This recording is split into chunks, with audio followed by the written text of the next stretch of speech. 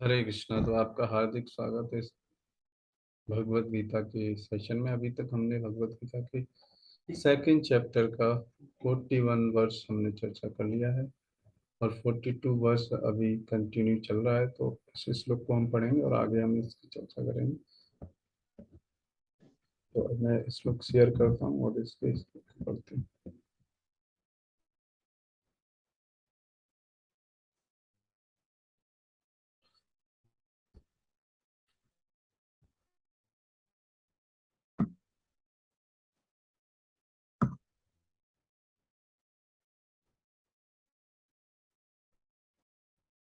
या मे मां पुष्पितां वाचा प्रवदन्त्य विपश्यतः वेदवादरतः पार्था नान्यद्यस्तीति वादिनः कामात्मानः स्वर्गपरा जन्म कर्म फलप्रदां क्रिया विशेषः बहुलां भोग ऐश्वर्य गतिं प्रति। अल्प ज्ञानी मनुष्य वेदों के अलंकारिक शब्दों के प्रति अत्यधिक आसक्त रहते हैं। अल्प ज्ञानी मनुष्य, जैसे आप देखते हैं अल्प ज्ञानी, जैसे बच्चा है। छोटे बच्चे को आप एक हाथ में 100 रुपए का नोट रख दो, एक हाथ में चॉकलेट रख दो 10। तो छोटा बच्चा क्या है? अल्प ज्ञानी। अल्प ज्ञानी क्या क्या करता है? फ्लॉवरी लैंग्वेजों से इमीडिएट बेनिफिट चाहिए, मतलब टॉफी खाइए, खाने को चाहिए बस। लेकिन 100 रुपए लेके उसे इतना ज्ञान नहीं है। 100 रुपए लेके कितनी सारी चॉकलेट ले सकता है। उसी तरीके से जो अल्प ज्ञानी लोग हैं वो वेदों में जो, क्योंकि वेद तो सब लोगों के लिए है ना, जिस हर प्लेटफॉर्म के लोगों के लिए। तो अल्प ज्ञानी लोगों को भगवान तक मोड़ने के लिए क्या है, इस तरीके के लालच दिए जाते हैं ना। और फिर जैसे कि अगर आप ये करोगे तो ये मिल जाएगा, है ना, कंबल बंटवा देंगे तो ये मिल जाएगा नेक्स्ट लाइफ में, कुएं खुदवा देंगे तो ये मिल जाएगा उस लाइफ में। ऐसे ऐसे बहुत सारे लोग, और उसके चक्कर में लोग असली जो चीज है भगवान की भक्ति, उसको भूल जाते हैं और इन्हीं के लिए आसक्त रहते हैं। सारा जिंदगी भर क्या करते हैं? इन्हीं कार्यों को करने में बिता देते हैं। जैसे स्वर्ग की प्राप्ति, अच्छा जन्म, नेक्स्ट लाइफ अच्छा मिले, शक्ति इत्यादि के लिए, या शक्तिशाली हो जाएंगे ये कर देंगे तो, उस देवता की पूजा कर देंगे तो सारे कष्ट खत्म हो जाएंगे। ये सब क्या है? अलंकारिक शब्द हैं वेदों के। लोग इसमें क्या हो जाते हैं? आसक्त हो जाते हैं।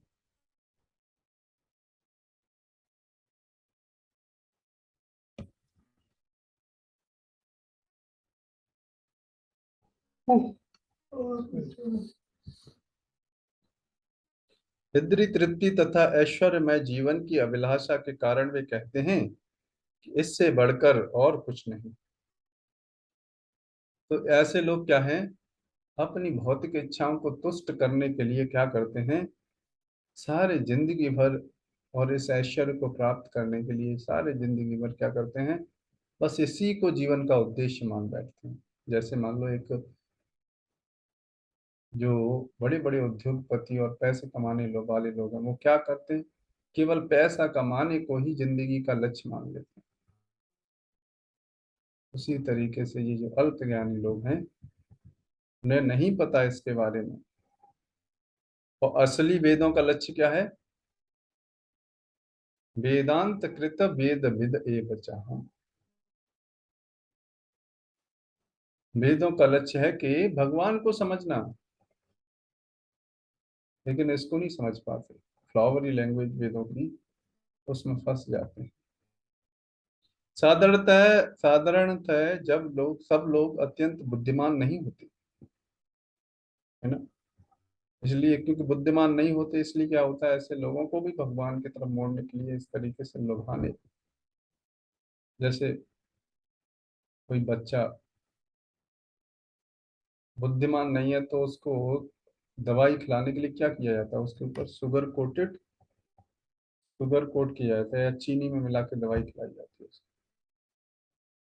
लेकिन बुद्धिमान होगा बच्चा तो वो अपने आप दवाई खा ले। इसी तरीके से ये अल्प ज्ञानी लोग हैं, उनको क्या कर किया जा रहा है, शुगर कोटेड, इस तरीके से लुभावने लुभावने कार्य किए जा रहे हैं। इसलिए लेकिन अगर कोई वेदों का लक्ष्य समझ जाए जो कि भगवान की भक्ति है, इसलिए तो भगवान भगवद गीता में कहते हैं करोड़ों जन्म निकल जाते हैं और भगवान की भक्ति व्यक्ति नहीं कर पाता। तो इस जीवन में बड़े सौभाग्यशाली हैं हम सब लोग, जो आप इस भगवद गीता इन सब का अध्ययन कर रहे हैं, जप कर रहे हैं, है ना। करोड़ों करोड़ों असंख्य असंख्य जन्मों के बाद मौका मिल पाता है भगवान की भक्ति करने का। और एटलीस्ट हम सबको पता चल गया है कृष्ण परम भगवान है, यानी एटलीस्ट थ्योरिटी कभी रियलाइजेशन होने में भी करोड़ों जन्म लग जाएंगे अगर हम सही तरीके से भक्ति नहीं करेंगे।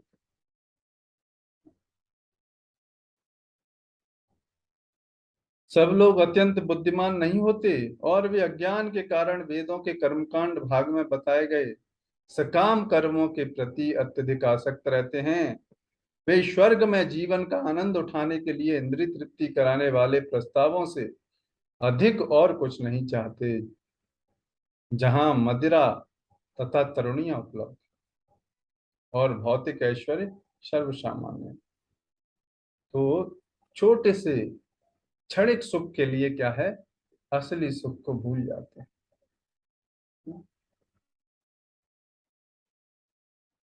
जैसे जैसे एक कैदी, है नहीं, कैदी जेल के अंदर ही थोड़ा सा उसको कुछ लुभावना चीज दे देगा जेलर कि ये कर लो आज खुदाई, फिर कल आपको ये मिलेगा, यानी आपको इस कैदियों का नेता बना दिया जाएगा, है नहीं? तो बड़ा खुश हो जाएगा है।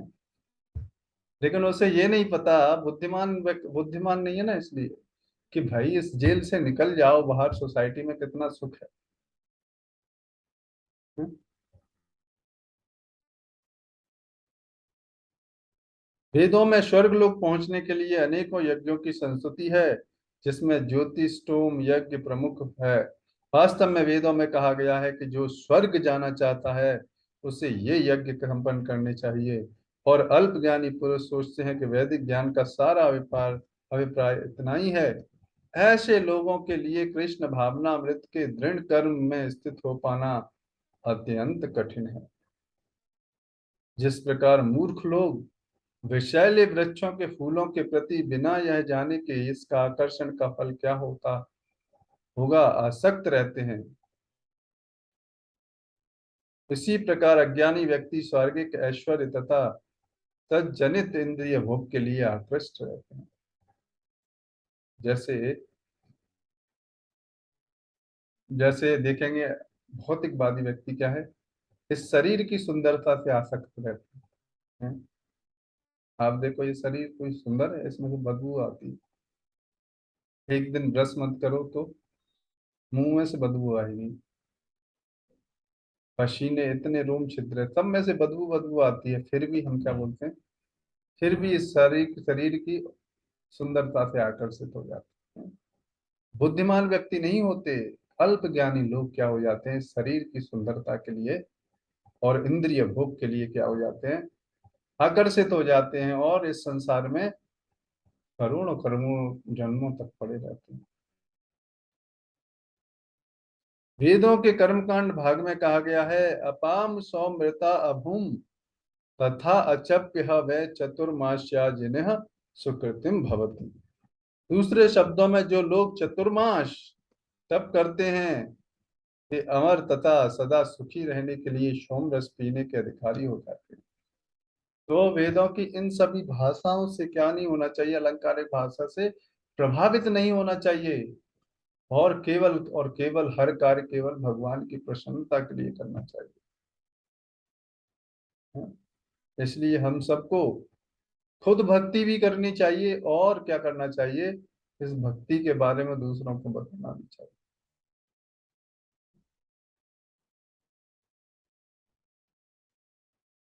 जहां तक कि इस पृथ्वी में भी कुछ लोग सोमरस के लिए अत्यंत इच्छुक रहते हैं,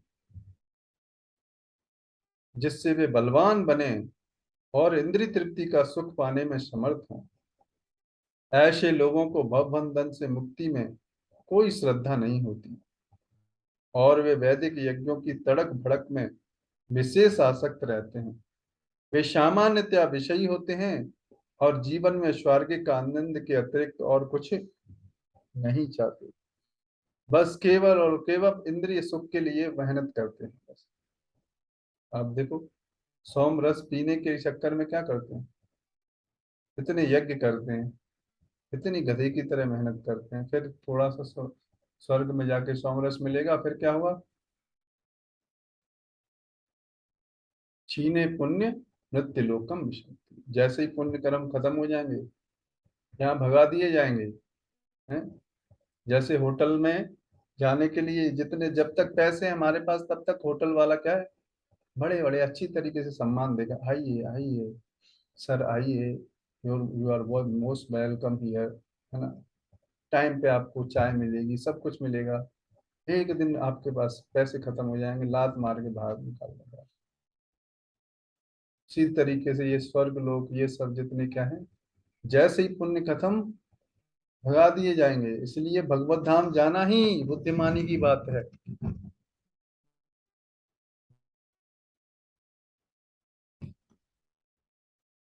ऐसे लोगों को भवबंधन से मुक्ति में कोई श्रद्धा नहीं होती, और वे वैदिक यज्ञों की तड़क भड़क में विशेष आसक्त रहते हैं। वे सामान्यतः विषयी होते हैं और जीवन में स्वर्गिक आनंद के अतिरिक्त और कुछ नहीं चाहते। कहा जाता है कि स्वर्ग में नंदन कानन नामक अनेक उद्यान हैं, जिनमें देवी सुंदरी स्त्रियों का संग तथा प्रचुर मात्रा में सौम रस उत्पन्न रहता है, उपलब्ध रहता है। ऐसी शारीरिक सुख निसंदेह, देखो, निसंदेह, ऐसा शारीरिक सुख निसंदेह विषयी है। अतः ये लोग वे हैं जो भौतिक जगत के स्वामी बनकर ऐसे भौतिक अस्थाई सुख के प्रति आसक्त हैं।